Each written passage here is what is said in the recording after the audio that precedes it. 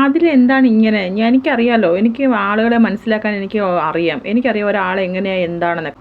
എനിക്ക് റിയാക്ട് ചെയ്യേണ്ടടുത്ത് ഞാൻ റിയാക്ട് ചെയ്തിട്ടുണ്ട്. പിന്നെന്താണ് ആതിരയുടെ പ്രശ്നം? നൂറ ആതിരയോട് ചോദിക്കുകയാണ്. ചുമ്മാ അത് ഓവറാക്കല്ലേ? പോലീസ് കള്ളനെ ക്വസ്റ്റ്യൻ ചെയ്ത പോലെയാണ് എന്നോട് ക്വസ്റ്റ്യങ്ങൾ ചോദിക്കുന്നത്.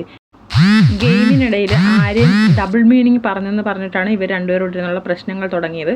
ഗെയിമിനിടയിലാണ് നൂറ ആര്യനെ പാൽക്കുപ്പിന്ന് വിളിച്ച്. ആര്യൻ തിരിച്ച് പറഞ്ഞ് എങ്കിൽ പാല് തരാനെന്ന്. അതാണ് ഡബിൾ മീനിങ്ങിലാണ് അവൻ സംസാരിച്ചത്. അതിന് നൂറ ചിരിച്ചു തള്ളി എന്നുള്ള ഇഷ്യൂ ആണ് ആദിലയ്ക്ക് നൂറയ്ക്കും ഇടയിൽ സംഭവിച്ചത്. ആദില അത് ഭയങ്കര ഇഷ്യൂ ആക്കണം എന്നുള്ള രീതിയിൽ എടുത്തുകൊണ്ടിരിക്കുന്നത്. നൂറയ്ക്ക് അതിന് താല്പര്യമില്ലാത്ത കണക്ക്. നൂറ പറയുന്നത് അപ്പോൾ ഞാൻ അതിനെപ്പറ്റി ചിന്തിച്ചത് പോലും ഇല്ല. പിന്നീടാണ് അത് ഡബിൾ മീനിങ് എന്ന് നിങ്ങളൊക്കെ പറഞ്ഞപ്പോഴാണ് ഞാനും അതിനെപ്പറ്റി ചിന്തിച്ചത്.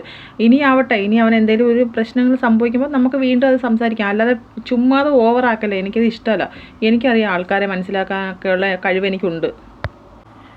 എന്നിട്ടാണോ ബേബി ഇങ്ങനെ ബിഹേവ് ചെയ്യുന്നതെന്ന് ആദില നൂറയോട് ചോദിക്കുന്നത്. അപ്പം നിർത്തിക്കോ ആദില, എനിക്ക് ദേഷ്യം വരുന്നുണ്ടേ. ഞാൻ കൺട്രോൾ ചെയ്തിട്ടാണ് ഇവിടെ ഇരിക്കുന്നത്. കൂടെയുള്ള ആളെ ആദ്യം മനസ്സിലാക്കാൻ പഠിക്കുക, എന്നിട്ട് സംസാരിക്കുക.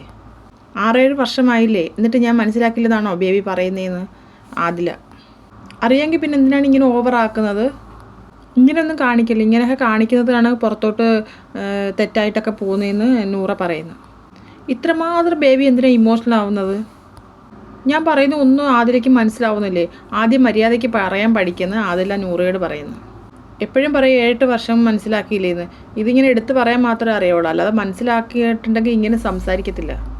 ഞാൻ +2 പഠിക്കുമ്പം തൊട്ട് പറയാം, ഇപ്പോഴും ഞാൻ പറയാം, എനിക്കറിയാം ഒരു വിഷയം എങ്ങനെ ഹാൻഡിൽ ചെയ്യണമെന്ന്. എന്നെ ആരും പഠിപ്പിക്കേണ്ട.